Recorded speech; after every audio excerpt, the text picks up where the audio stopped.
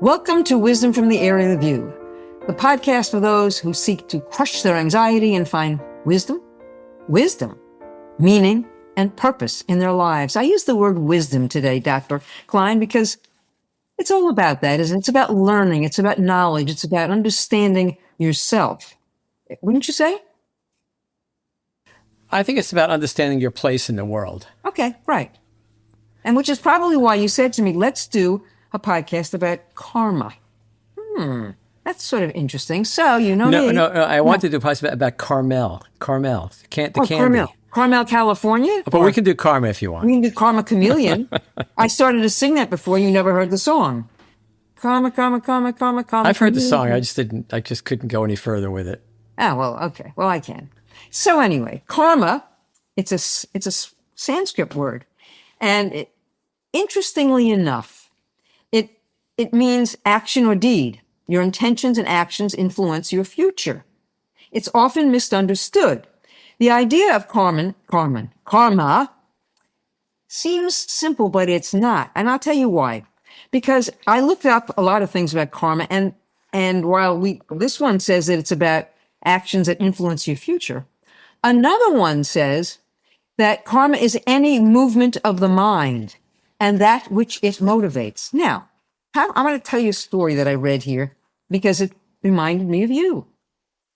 This is a man who wrote about karma. He's really into it. And he said, this idea of karma is understandable, but simplistic. We may assume that a car accident is inherently bad and a lottery win inherently good. But does this idea stand up to scrutiny? It's not the case that the same accident could befall two people, and their subjective experiences may be entirely different. Something you always talk about. One may battle with the accident injuries and the long journey of rehabilitation feeling crushed, but another may regard the accident as the best thing that ever happened because while lying in a hospital bed, they met the doctor who became the love of their life. This is karma. Interesting, isn't it? So why did you want to talk about karma? And why do you think I thought that was so interesting? Well, I can't say why you thought it was interesting, but you can tell us why you thought it was interesting. Why don't we start with that? Tell me why you thought it was so interesting. You've always talked about those kinds of things, about might be good for one person and bad for another. Is that karma? You know, the way I'm glad you started with the definition of karma, because of course, like many words in the English language, they have evolved. It's not the same as the original concept from literally many centuries ago, even previous to the Hindus and so on, and goes back to the Buddha. So karma is certainly an Eastern concept that we've adopted in the West. And most of us would interpret karma as if you behave badly, bad things are likely to happen, or it's what goes around comes around. That's a good one. What goes around comes around. And I still, there's some, a lot of discussion about, well, that's not really accurate, but I think that's actually close enough. The question is whether it comes around, or whether what comes around, comes around in your same lifetime. That's another question that Eastern religions talk about, whether this is how you behave in this life may result in consequences in future lives, or what you did in past lives create the situation in which you find yourself in this life. And I read a book recently that's quite old, but actually I realized it wasn't quite as old as me, but it's quite old. And the book was about a psychiatrist, this is a long time ago, who interviewed this woman and helps her through her anxieties and her phobias, and they go back, and he hypnotizes her, they go back to her past lives. It's a very famous book. And the question is, are these past lives real? And from his point of view, there was no way she could have known these things if not. So, and there's been many, many books and many much documentation throughout history of people who have had experiences that they relate back to their former lives. So I don't know if I have no idea, right? So I can't tell you whether reincarnation is real or not.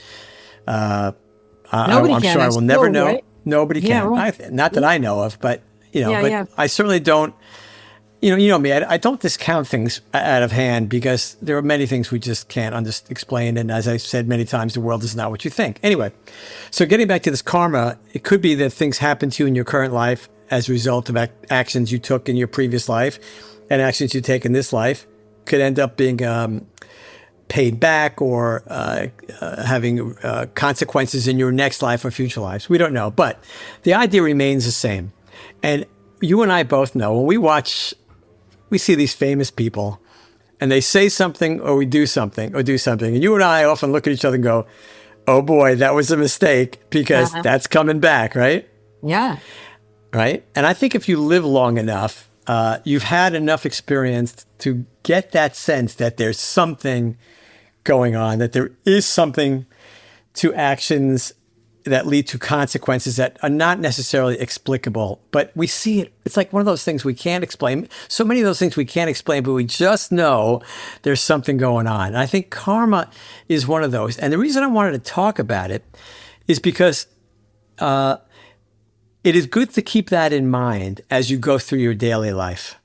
It is good to keep in mind that not only are there immediate consequences to you and whatever other people you're dealing with by any interaction, but these things could have long-term consequences, and probably do have long-term consequences.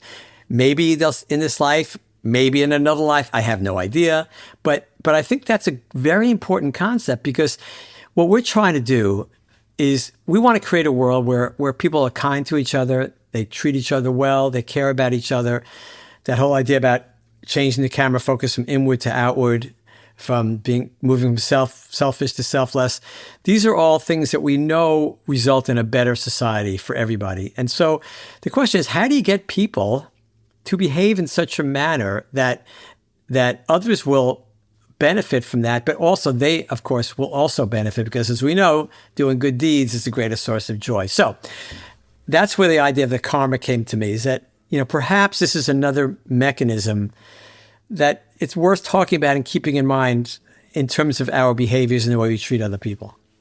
But how do we then, we've been talking about this for a very long time now, about bringing more kindness into the world, certainly. And I guess we're still flummoxed by the fact that we don't know how to do it. We can't do it.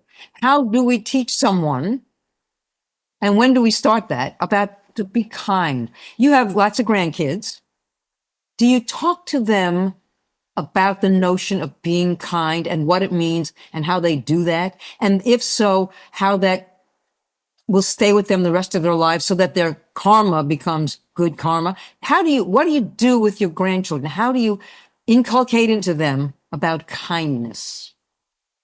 Well, fortunately, their parents, my children and their spouses, are firm believers in treating people kindly and well. So, but I talk to them all the time. Little kids, most stuff bounces off, but a little bit gets through. It's like they have this membrane, and it looks like an impervious membrane, but it's really not impervious. Little bits get through, which is why, as a parent, you teach your kids the same thing again and again and again, and they roll their eyes and they kind of make fun of you, but you just keep saying the same thing again and again. And one day, 20 years later, the words come out of their mouth and you go, wow, right? So there are these semi-permeable membranes. If you keep teaching kids these things, both good and bad, by the way, it cuts both ways. But if you teach them kindness and generosity and respect, and you keep repeating it, that makes a difference. And also, I think the only way this works is if people think they're getting something out of it for themselves. And the truth is, you do get something out of it for yourself. As you and I would talk about this interminably, that good deeds are the greatest source of joy. Taking care of other people is the greatest source of joy that you can possibly have, and it is an addiction. You and I know that when you try hard to help other people, the greatest beneficiary is always yourself. But for kids or maybe people at all ages, that's an important message. Okay, if you don't want to do it because you think because you don't believe it, because it's, how can I put it? If the fact that it's the right thing isn't sufficient, or the fact that that this is a better way to behave isn't sufficient, then do it because it's going to make you feel good. That's fine. Mm-hmm. I don't care if people, doing it for some selfish reason. If you treat people well for a selfish reason, that's fine, right? It's fine. If you give money to charity and you feel good about it, fine. That's okay, right? I'm glad you gave the money to some organization or another. And same thing with how you treat individuals. So yeah, I think it's not just kids, but certainly with my grandchildren, I talk about these things. Like I talk back to Viktor Frankl rule all the time, right? There never is a chance that they're going to see me when I don't go Viktor Frankl rule, and now they know what it is. The older ones know what it is, and they kind of, they hear the words, and it has an effect. So same thing with this karma. So let me ask you, do you think then that there's such a thing as good karma and bad karma? Yeah, I do. I mean, I think, you know, the reason this is an easy sell to people when they listen to this is because everybody's experienced it. Everybody's seen it. You watch somebody treat somebody rudely or harshly in a situation, and everybody knows, that person just made a mistake. That's coming back at some point. And it doesn't always come back. I mean, you can do terrible things and live a long life, and there's never any repercussions. Of course, those who believe in karma, those who believe in reincarnation would say, "Oh, don't worry, next life, the one after that, it's coming back to that person, right?" But we see it. Everybody reacts to it. Anybody who's lived long enough, as I said, has seen this happen, right? Or somebody says, "Oh, good, that guy got his just desserts." What does that mean? That means that person, he or she behaved in a unkind, unfair, unjust manner. And one day, guess what? Unjust manner, sorry. And one day that comes back to kind of get them, right? So in one way or another. It's just the way it is. It's so fascinating to me. But the story I related, and the reason I did, because it was something you and I talked about a very long time ago. And that was that while something looked bad, like the guy was in a car accident, it was a bad thing. And yet somebody else was in a car accident, it was a good thing because they met their future spouse. So good karma, bad karma. I mean, there is that issue. What might be good for you might be bad for me. And so, and you talked about that a long time ago. I think those, to me, are two different things. So, okay. The car accident situation, we've talked about this gentleman before. He was a war correspondent, I think, for Fox. He's written a couple of books. Yes. His name is Benjamin Hall.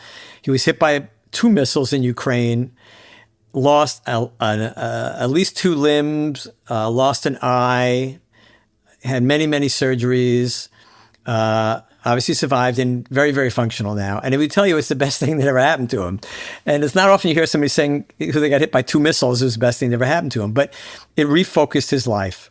Hopefully it doesn't take missiles hitting your vehicle to refocus your life, but sometimes it does.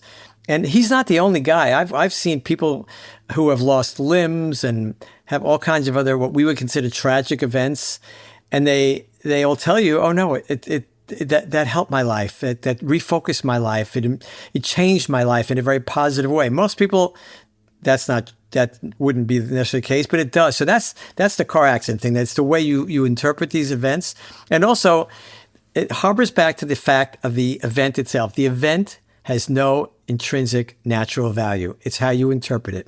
So this is a great example. A car accident, severe car accident. Almost everybody would say bad.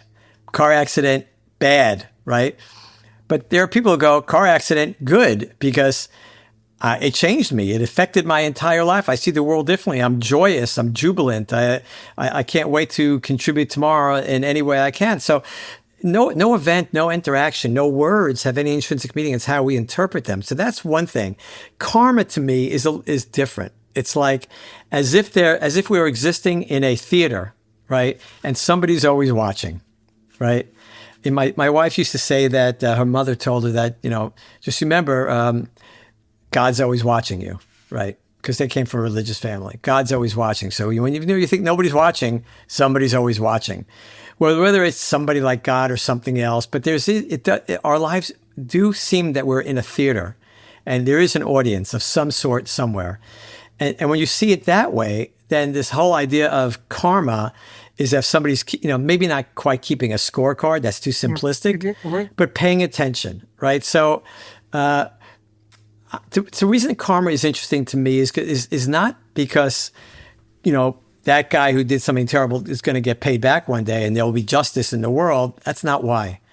To me, it's an opportunity to review how you live your life, what it is to be a good person, what it is to become a person of substance, something we talk about all the time. And that's karma to you? That's what karma is to you? I think karma is a way to view that. Karma is when you accept that there is karma, that there is some type of repercussions to what you do, that there is karma your fate? Oh, well, in a way, this sense, it's like it's whatever fate you make. In other words, in this sense, karma is malleable. It is you can in that sense have a sense of controlling your karma. Behave well, probability increases that maybe things will go well in the future. Behave poorly, probability is it wouldn't in this life or some other life. We don't know. Of course, it's not that simplistic. Like I said, there's plenty of people who do terrible things and seem to skate, right? And of course, as I said before, the explanation is, oh, no, they only skated in this life. That, they're getting it on the other end. So who knows? I have no idea. But the point is that to at least have an idea, and this is where karma kind of jives with a lot of religious beliefs. That in the sense like God is watching or a higher power is watching. It's the same idea, but it's just, a lot of people don't, have a faith, don't believe in a religion or don't observe a religion, maybe don't believe in God or whatever. But there's this other thing. You don't necessarily have to believe that to say, well, still, there is something going on. There are repercussions to our actions. And this again dovetails to me with the whole purpose of why we're here, that we're here to make this evolution. We have this mission to evolve from selfish to selfless, from inward focused to outward focused. That's the mission. Karma is it's the accounting of how that's going, right? In that sense. Tell me what you mean by that. Well, I don't want to sound too simplistic because people were going to say, God, you're making life sound like a game. In a way, I do think it's a game, but that there's an accounting, that there is what you do matters. How you treat people matters. It may not be obvious. Sometimes it's not obvious for years. Sometimes somebody does something and 5 minutes later, bang, they get paid back, right? Yeah. I know. Other times they do something terrible and, they live 90 years and treat people like crap and have a lot of money, whatever, and off they go and they die and that's it, right? And it doesn't seem like there's any payback. Doesn't seem like there's any consequences. But who knows what comes out? Who knows what comes next? We don't know. But I get a sense that there is this accounting. And the reason I say that is only because everybody feels it to a certain degree. Everybody has this intrinsic sense that somebody is watching, that something's going on, that there is an accounting. At some point, almost everybody feels it. Except people who, a couple of things.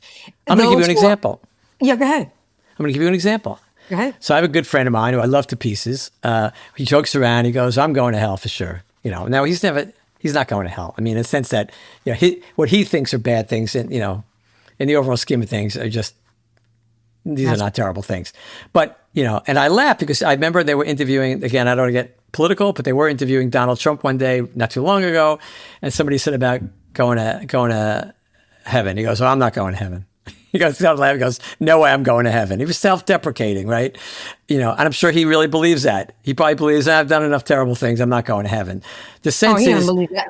He don't believe that in the least. It doesn't matter. It doesn't matter. The point is that's what he said. Okay. I don't want to get into his head, but the point is when people say things like that, it means that they think there's an accounting. They believe there's an accounting, whether it's religious, whether it's karma, that there's some kind of accounting. We all, I don't want to say all, but the vast majority of us have this sense intermittently throughout our lives that there are consequences, that something's watching, that we are in this theater.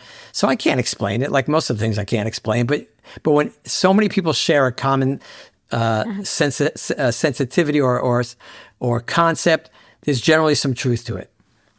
Well, Steve Jobs, interestingly enough, said, and I'm going to quote him, he said, you have to trust in something, your gut, destiny, life, karma, whatever. So to him, it was a belief system. You have to believe in something. What do you think about that? What do you think about it? I think he's right.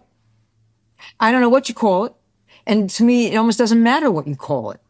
But you have to believe in something. You have to be true to yourself and understand your place and how you fit into the larger scheme of things and what you're going to do so that when you do fit in, you're fitting in doing the right things. So my question to you is, another question I have, where does this whole thing fit into your perception of the aerial view?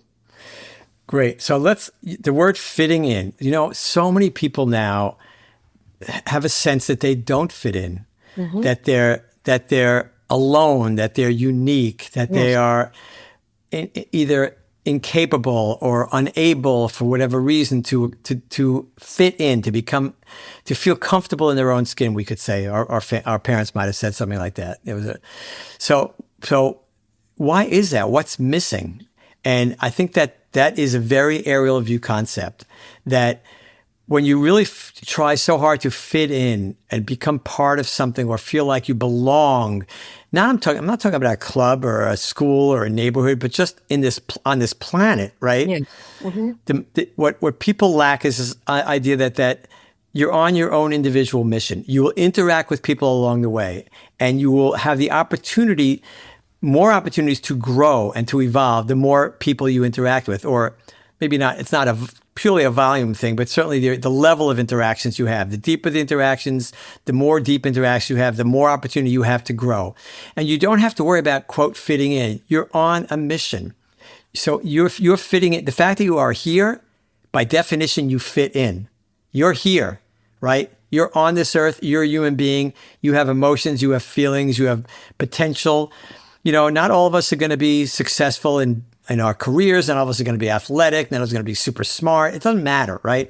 But we all have a mission. We all have the same mission, in fact, which is to make this evolution from selfish to selfless, to inward to outward focused. So from the aerial view, you can see this idea that people fitting in, or that being in the know, or being in the right club, or like we always joke around, sitting at the cool kids table at lunch in high school. I don't even know if they have if they eat lunch at high school anymore. But the point being that this idea of fitting in is unnecessary, because by definition you fit in by being here. Now just focus on what it is you need to do. And this idea of karma, that there is an accounting for what you do, is very helpful. Then you say, okay, I don't necessarily have to have a particular faith. I don't have to believe in any one thing, except the fact that I'm responsible for behaving the best I can, and to doing the best job I can while I'm here on this earth in whatever way I can, mostly by how I treat other people, interact with other people, move the needle forward. That's all you have to really focus about. And when you focus on that, the rest of the stuff becomes much less important. I had a lunch today with a friend, and, the waitress came over, who is a woman in her 50s, very nice. And, what's the first thing I do when I meet a waitress? I ask her her name. So she gives me her name. We start talking. Where do you live? Blah, blah, blah. And I said, how are you doing? She said, oh, I feel like I'm in hell. This is a waitress, right? At lunch, I went, ooh, why? And, she could tell she mentioned something about the politics in the country were very upsetting to her. Well, when the politics of the country is so upsetting to you, that's a signal, right? It's a signal that you're not fully comfortable and integrated in your mission, right? Because those things then become annoyances, distractions, whatever. You can do the best to fix them, but they shouldn't derail you, right? So in other words, let's say we see something that you and I would consider unjust happening on the news, right? Mm-hmm. We'd say, that's terrible. That's no way to treat people. Okay.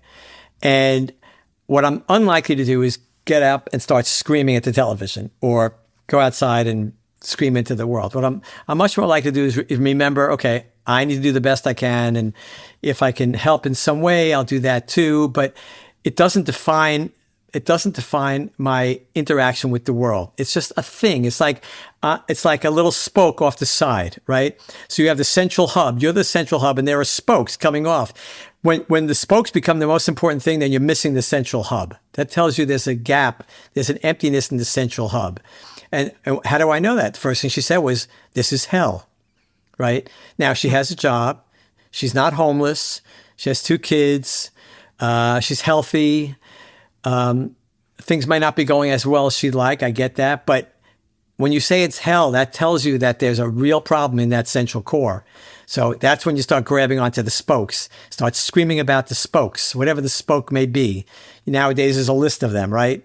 Some political, some, cultural. People scream and yell about the spokes. You only scream about the spokes when the inner core has a problem.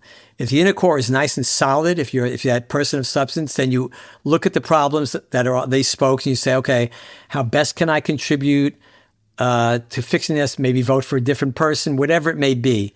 So that's what we need people to get to. We need them to have that solid core so that these individual items don't set them off and they don't look at something. Because the first thing she mentioned when I said why, she mentioned something political, which I thought was, okay, I said to her, I said, you understand that half the country would agree with your point of view and half wouldn't on any particular issue. She mentioned one. I said, so that should be a clue, right? But to me, that's the spoke. You're focusing on the spoke. There's a problem in the core. Clearly, this woman has problems in the core. I mean, and it made me feel, here I'm sitting at lunch with my good friend and I'm feeling terrible because I'm thinking, oh, what I really need to do instead of eat lunch is sit down with this woman and try and help her through some of this stuff, right? Not that I don't want to get this wrong. I don't want to be her savior, but I want to help. You know me, I always want to help everybody. So that's why, just to get this back to the karma, when you have a sense that you realize you're here for a mission, you know what the mission is, you can see from the aerial view that everything that's happened before is going to happen again. I was talking yesterday about the election of 1803 with Thomas Jefferson and John Adams. It was brutal. It was vicious.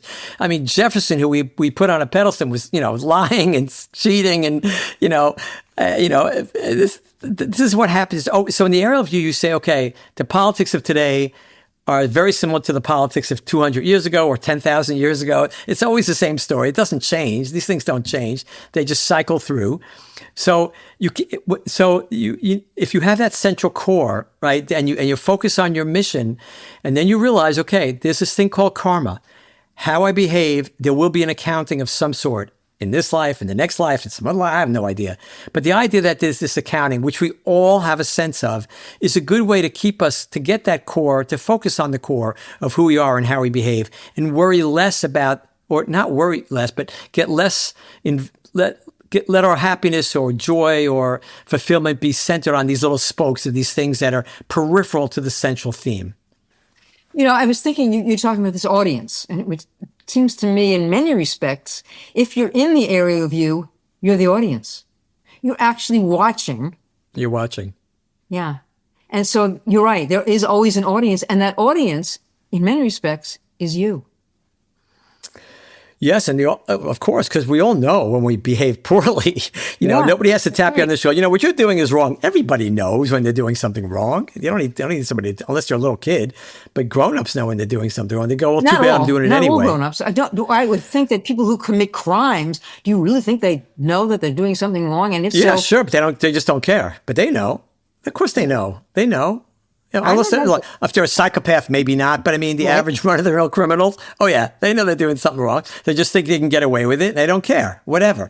But they know. But not guilty. And yeah. Mm-hmm. But this whole thing about having this sense of accounting, this sense of karma, to me can be very helpful. Look, none of these things are going to change the world tomorrow. I get it, but these are all things that if we inculcate into, especially young people, or become part of our society, and you go back to societies in the past where there were small communities, right? We didn't live in giant cities forever. That's a relatively recent phenomenon of the last 150 years, whatever it is, that we actually congregated in large cities. Before that, we were in small communities. You were responsible to each other. People knew, the scarlet letter, right?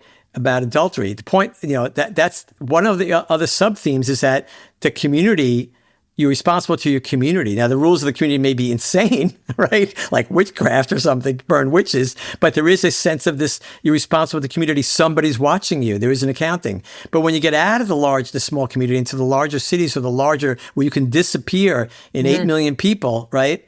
There's still an accounting. You're still responsible. You just have to recognize that this karma thing, there's a certain truth to it. There is an accounting. And like you said, you can be your own accountant to a certain degree. Yeah. And it makes me think about, nowadays, everything is FOMO. And I thought, well, what is FOMO? That's the fear of missing out. Kind of an interesting concept that particularly young people, they have to be involved in something, even if it might not be giving them good karma. They might it's not only young people. Well, that's true. I know. Us old folks, Yes, but if you have that central core, and you focus on your mission, then there's nothing to miss out on. That's right, and that's why. And from the aerial view, you can see all these things are so transient, right? What are you missing out on, right? The World Series is going to come back next year. The World Cup's coming back in 4 years. A solar eclipse is coming back. I know, but you see my point, right? These things, all the stories will repeat. You're only missing out if you get off track on your mission. That's how Right. you can miss out, right? That sense that I have to be like, I like what you said about the self-accounting. Yes, you are your own primary accountant, but probably somewhere something else is paying attention. Yes, agree. I'm paying attention to the clock. I'm going to end with something that I read by someone I'd never heard of, but I thought was interesting. And then I'll give you the final word. He said, even if karma doesn't exist, it's still a good idea to treat other people as if it does. 100%. That's exactly what we're talking about, right? I do think it exists. I can't prove it. Again, I think it exists because everybody feels it, right? But when everybody feels something, there's generally some truth to it. But yes, I think that person who ever wrote that is exactly right. And that's how we make a better society, by understanding that we're accountants in a sense, like you said. We're accounting for our own behavior, and probably somebody else is also. I hope so. Well, with that, I will say thank you. Interesting conversation, and I appreciate it. I always appreciate you. I appreciate you too, and thank you all for listening, and we'll see you next time. Peace.